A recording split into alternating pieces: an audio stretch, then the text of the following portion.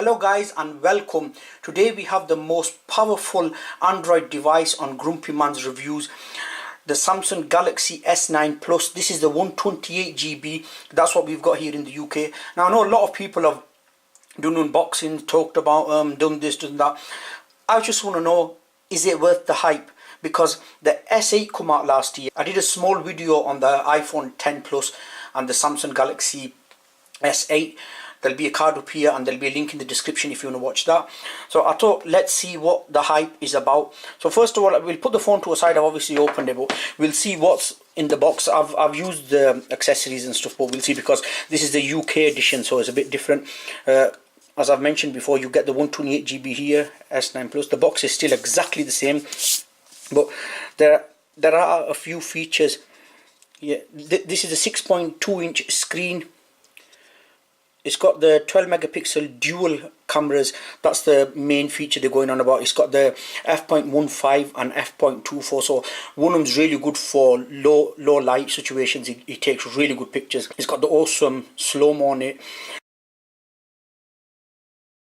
IP, water, dust resistant. It's got an iris scanner now on a face scanner, and the bigger model, this one, the Plus, has the 6GB RAM. Wireless charging as usual, earphones by AKG, and the phone itself has dual speakers as well. I'll go into that in a moment. Usual information and SIM card ejector tool. I was looking at another review and they had a case in theirs for the phone, but we don't have a case. We've just got the quick start guide and the SIM ejector tool in there. Put that to the side. This is the, obviously it's fast charging. Now the phone will charge in about under an hour. It's fully dead, which is good. Samsung do give you a lot for the money. That is one thing I must definitely admit. So Type C to micro, the USB connector, another little USB connector there. 1 second if I can manage to free it there. Charging wire. That's memory card. Curry's gave with it, Samsung one. That doesn't come with, I don't think it comes in other countries, but Curry's had it, Curry's in the UK. AKG tuned headphones, they're really nice. They've got like a braided cable to them, so they are quite durable as well. Good to use.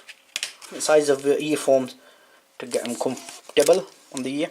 Now then, onto the phone itself.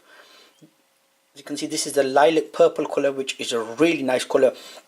Samsung, from the S8 to this, they have reduced the bezels a bit. So it is a really nice screen. Samsungs do the best screens. You can't deny that. Volume rocker, Bixby button at the top there. SIM card tray with obviously a memory card. This side, wake sleep button, and then it's got headphone jack, the 3mm. That's the most important thing Samsung have kept. Other manufacturers have followed Apple and they sort of wading away from it, but Samsung are staying. Charging port. AKG have put stereo speakers in this, so one at the bottom and the top bit earpiece works as a speaker as well, so it does sound really good. The dual cameras, obviously, as I've explained before, it's got a light there. On this side they moved the fingerprint scanner, because on the S8 the fingerprint scanner was over there and it was quite difficult to get to. Now they've put it right over there, so it's easy to reach. The screen itself is fantastic. It's really responsive. It's incredible. 960 frames per second. 3500 milliamp battery. The other thing it's got is the AR emojis. That's basically a Snapchat filter. That's it.